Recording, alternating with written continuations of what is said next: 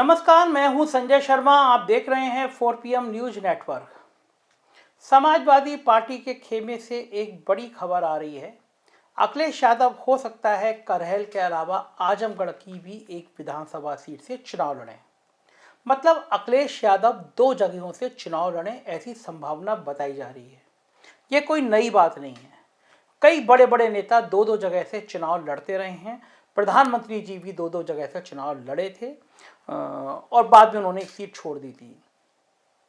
अखिलेश यादव ने संकेत दिए थे कि वो आजमगढ़ की करहल विधानसभा सीट से चुनाव लड़ेंगे।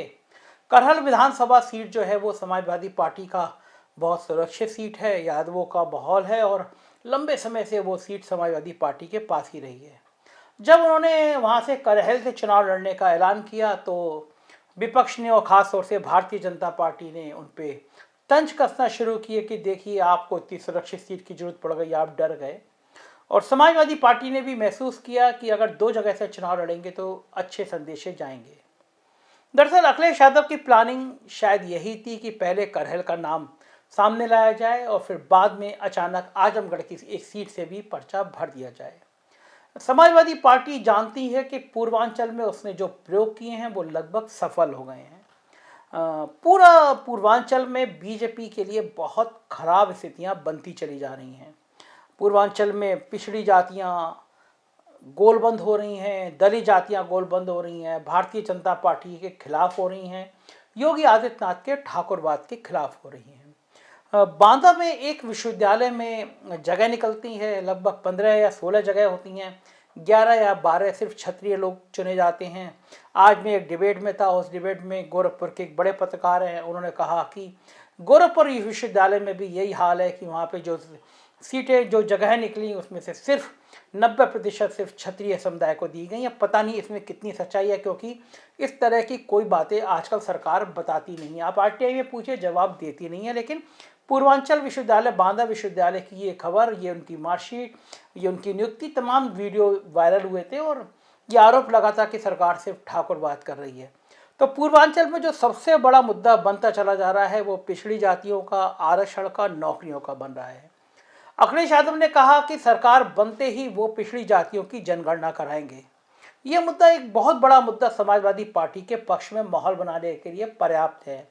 पिछड़ी जाति के नेता लगातार डिमांड कर रहे हैं कि जनगणना हो, जिससे पता चले कि पिछड़ी जातियों का कितना हक है, कितना अधिकार है, कितना अधिकार उनको मिल रहा है।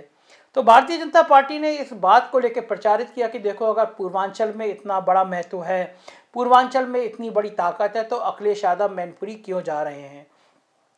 तो समाजवादी पार्टी ने संभवतः ये प्लान कर लिया है कि आजमगढ़ की एक सीट से अखिलेश यादव चुनाव लड़ेंगे, करहल से भी वो चुनाव लड़ेंगे। 2 जगह चुनाव लड़ने से फायदा ये होगा कि करहल की सीट सुरक्षित है।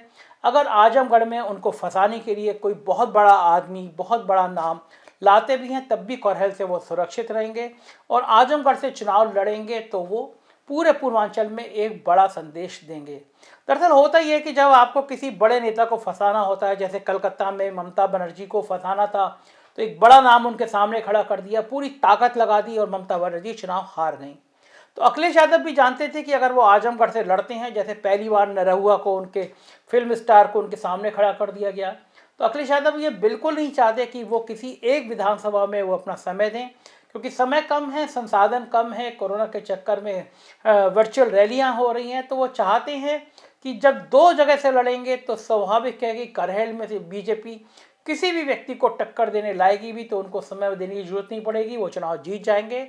और आजमगढ़ में अगर किसी व्यक्ति को लगाएंगे तो करहल से तो उनकी जीत तय है, तो कोई परेशानी की बात नहीं है।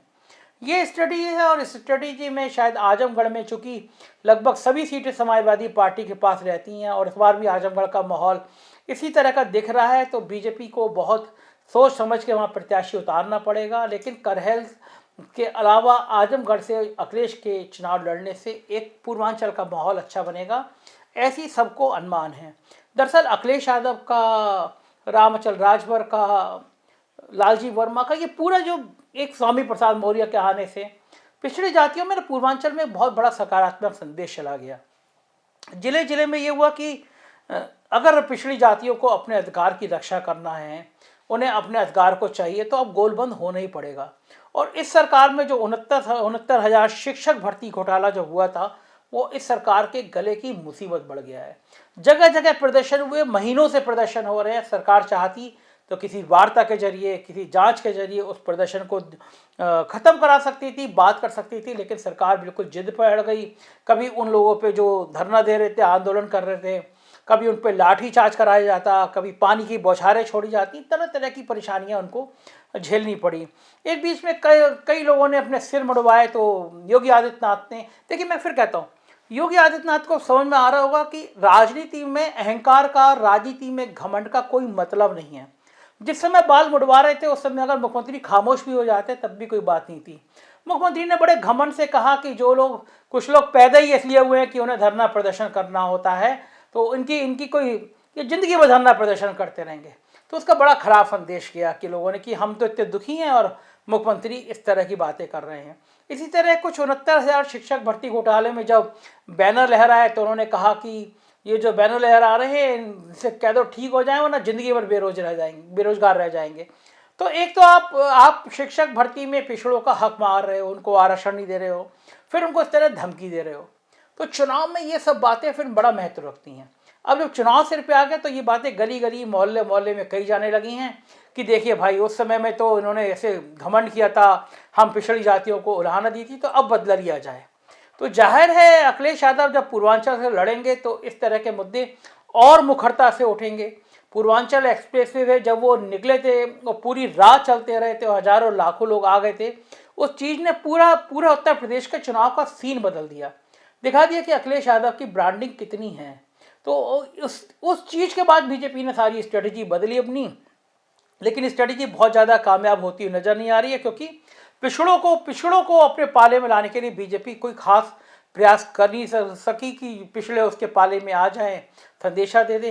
तो जाहिर है ये सारी बातें बीजेपी के लिए परेशानी भरी हैं, समाजवादी पार्टी के लिए राहत भरी हैं। और अगर अखिलेश यादव आजमगढ़ से भी लड़ते हैं तो जाहिर है समाजवादी पार्टी के और ख़ासतौर से पूर्वांचल में ये खुशी की बात होगी कि उनका नेता यहाँ चुनाव लड़ने आ रहा है, बड़ा संदेश देने आ रहा है।